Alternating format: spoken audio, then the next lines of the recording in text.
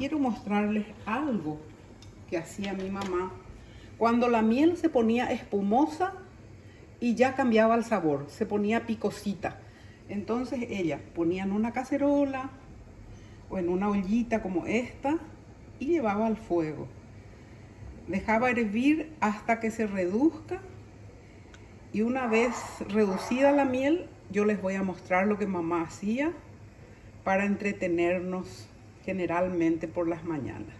A lo mejor sin saber de todo lo que nos estaba aportando en hierro con esto que hacía, con esta delicia que hacía de esta miel.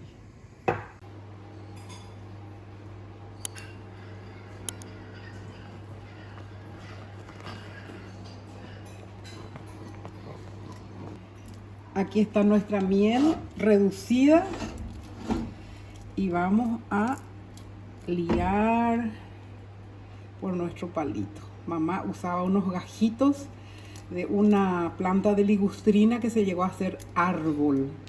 Entonces esto nos preparaba con la miel que ya estaba picada, ya estaba un poco desagradable de sabor, y nos preparaba unos chupetines así increíbles. Esto me lleva a la infancia.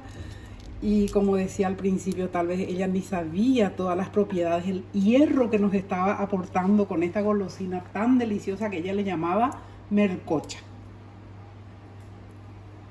No sé cómo le llamarán o le llamaban sus mamás, sus abuelas a este caramelo. Es como un chupetín, ¿no?